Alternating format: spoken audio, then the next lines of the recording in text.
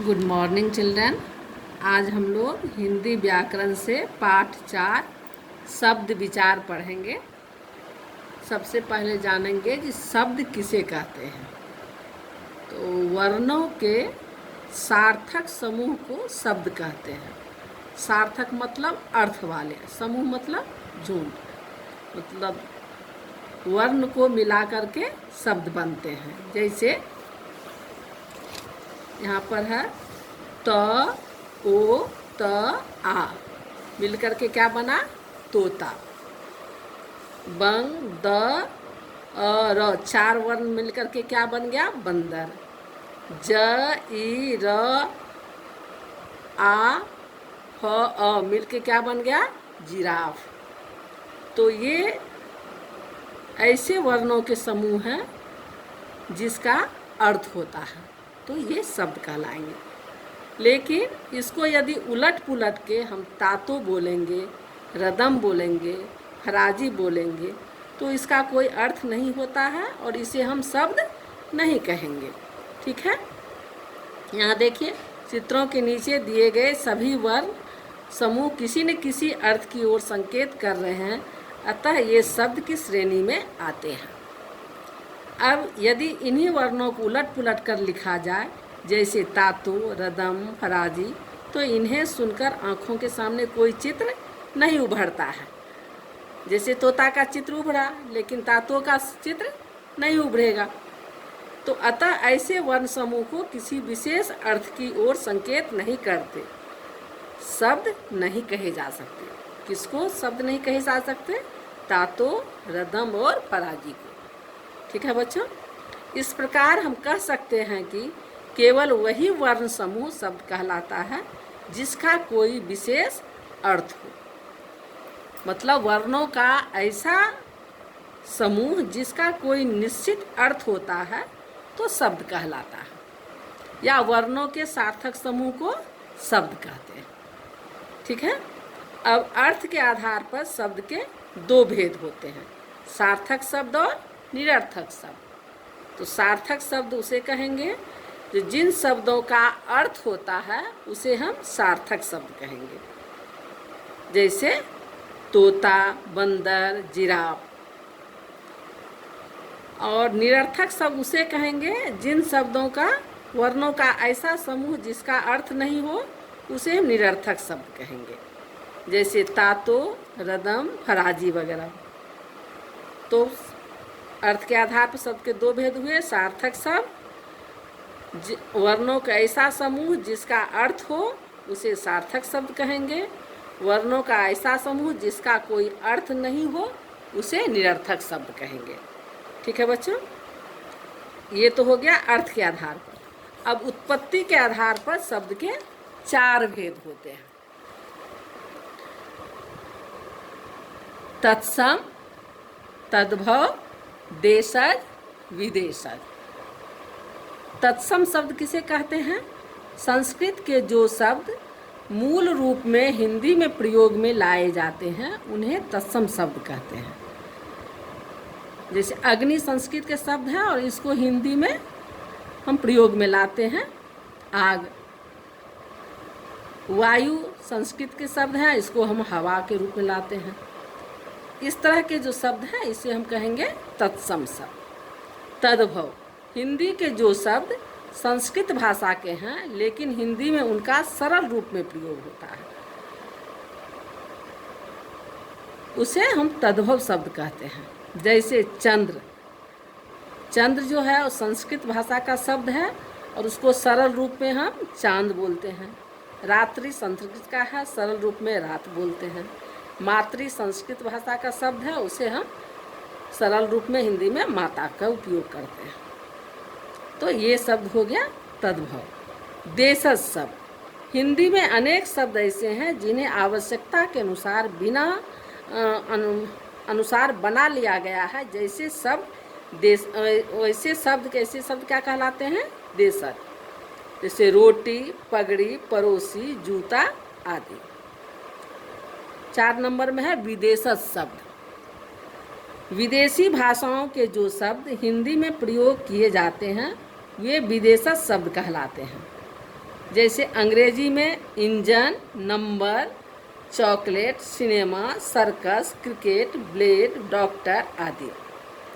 अरबी भाषा में अदालत, सुबह, हवा, शतरंज, तारीख, जुर्माना, ताकत, वकील आदि।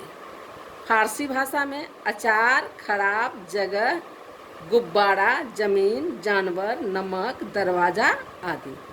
ये सब क्या है? विदेशज शब्द। ठीक है बच्चों। अब नीचे कुछ उदाहरण दिए हैं तत्सम शब्द और तद्भव शब्द का। तत्सम दुग्ध को दूध तद्भव में कहेंगे। गृह तत्सम शब्द है, उसको तद्भव में घर। कूप का कुआं, सूरज का सूरज, पत्र का पत्ता, मयूर मोर, दधी दही, पूर्व पूरब, उष्ट ऊट, वर्षा वर्षा, सत सौ, स्वर्ण सोना, गंधर्व गधा, कर्ण कान, सर्प सांप। ठीक है बच्चा। अब हम लोग इधर नेक्स्ट पेज में आएंगे। निश्चित अर्थ बताने वाले वर्ण समूह शब्द कहलाते हैं। इसे हम लर्न कर लेंगे, याद कर लेंगे। अर्थ के आधार पर शब्द के दो भेद होते हैं, सार्थक शब्द और निरर्थक शब्द। समझ लियो। उत्पत्ति के आधार पर शब्द के चार प्रकार होते हैं, तत्सम, तद्भव, देशज और विदेशज। अब अभ्यास में आ जाओ। अभ्यास में कुछ प्रश्न हैं, इसका उत्तर मैं यहाँ पर लिख के रखी हूँ, तो भी पढ़ दे रही हूँ। आप लोग अपने किताब में इसको भर लीजिएगा और मैसेज में जो दे दिए हैं उसको आप लोग हिंदी 1 क्लास और कॉपी में लिख लीजिएगा। पहला नंबर में है शब्द किसे कहते हैं? वर्णों के सार्थक समूह को शब्द कहते हैं। ख नंबर में है अर्थ के आधार पर शब्द के कौन कौन से भेद हैं? अर्थ के आधार पर शब्द के दो भेद हैं, सार्थक शब्द जिसमें होते हैं अर्थ वाले शब्द, और दूसरा है निरर्थक शब्द जिसमें बिना अर्थ के शब्द होते हैं। ग है प्रश्न, उत्पत्ति के आधार पर शब्द के कितने भेद हैं, उनके नाम लिखो। उत्पत्ति के आधार पर शब्द के 4 भेद होते हैं, तत्सम, तद्भव, देशज और विदेशज। घ नंबर प्रश्न में है तत्सम और तद्भव शब्दों में अंतर स्पष्ट करो।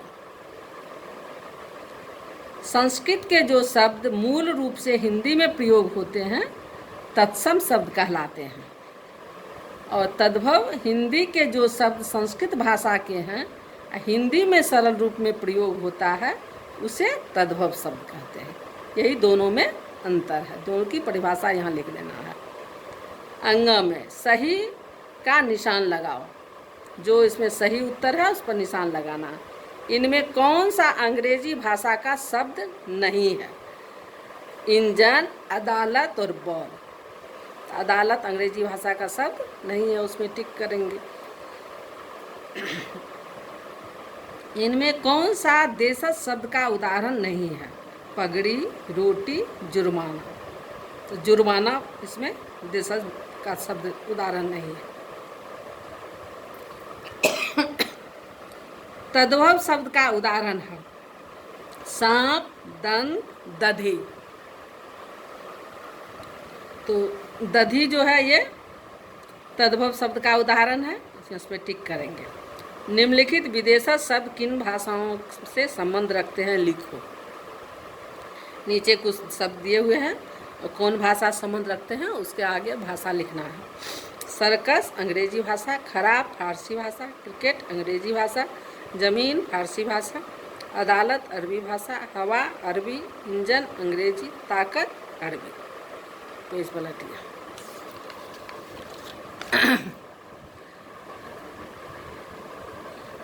इन तत्सम शब्दों के तद्भव रूप लिखो।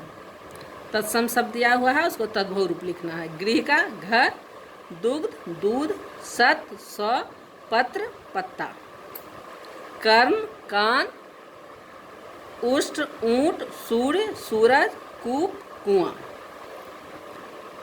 चित्र को पहचान कर उसका नाम तत्सम और तद्भव शब्द रूप में लिखो। ये किस चीज़ का चित्र है? अग्नि का। तत्सम में अग्नि, तद्भव में आग।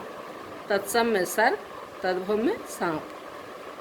तत्सम में सूर्य, तद्भव में सूरज। तत्सम में वर्षा, तद्भव में वर्षा। तत्सम में उष्ट, तद्भव में ऊँट। तत्सम में मयूर और तद्भव में मोर। इन शब्दों के वर्णों का क्रम बदलकर कोई अनसार्थक शब्द लिखो। इसको क्रम में लिखना है, मैं यहाँ लिख दी हूँ, आप इसको अपने किताब में लिख लीजिएगा।